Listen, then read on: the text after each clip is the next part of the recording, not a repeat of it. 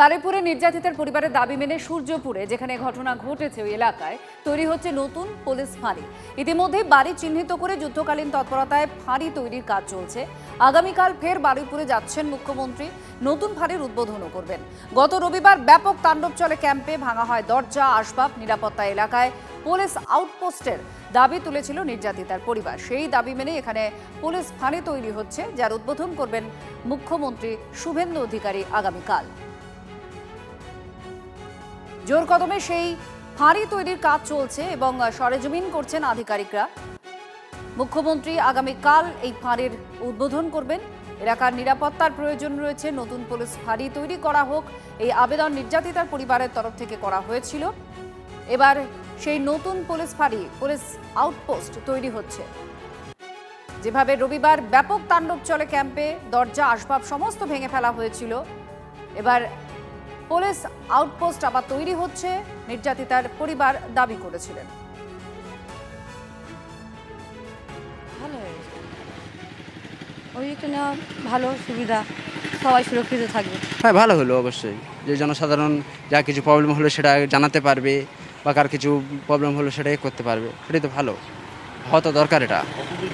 না, আমাদের সেই বারুইপুর থানা তো অনেক দূর, যেতে গেলে প্রায় আধ ঘন্টার পরে যেতে হবে। এটা কাছাকাছি হলো মানে আমাদের বাড়ি সেটা 10 মিনিট এসে কিছু হলে জানাতে পারবো। যেটা পাবলিকের প্রয়োজন, যে তারা একটু হেল্প পাবে, নিরাপত্তা পাবে, এই সেদিক থেকে এই আউটপোস্ট বাঞ্ছনীয়। সেটা যদি এইভাবে হেল্প করে আর যদি বিপরীত হয় তাহলে সেটা আমাদের খুব কাজে লাগবে। সাধারণ মানুষের কথা আপনারা শুনছিলেন, সেখান থেকেও তারা বলছেন এতে অবশ্যই মানুষের সুরক্ষা বাড়বে, নিরাপত্তায় অনেক বেশি মানুষ নিরাপদ মনে করবে। কোনো রকম সাহায্য হলে দূরে, এলাকা থেকে দূরে বারুইপুর পুলিশ স্টেশনে যেতে হবে না। সুশোভন আমাদের প্রতিনিধি আমাদের সঙ্গে রয়েছেন, আরও জানাচ্ছেন। সুশোভন, আমরা সাধারণ মানুষের, এলাকাবাসীর বক্তব্য শুনছিলাম, তারা খুশি, তারা বলছেন যেটা নিরাপদ বোধ করবেন তারা অনেক বেশি। তো সব মিলিয়ে কি কাজ চলছে, কারণ মুখ্যমন্ত্রীও আগামীকাল এটা উদ্বোধন করবেন? দেখো, একেবারেই মুখ্যমন্ত্রী উদ্বোধন করবে, তার আগে যেমন আউটপোস্ট দেখা হলো, একেবারে আইজি কঙ্কজ প্রসাদ বারুইপুর জেলা পুলিশের এসপি তারাও দেখলেন, এবং তার পাশাপাশি ইন্দ্রজিৎ মণ্ডল, যার বাড়ি ভাঙচুর করা হয়েছে, একেবারে তার বাড়িতেও কিন্তু এসছিলেন। পুলিশ তো এলেন, কি কথা বললো? বাবার সাথে, হ্যাঁ, বললো যেটা ভালো বুঝবে।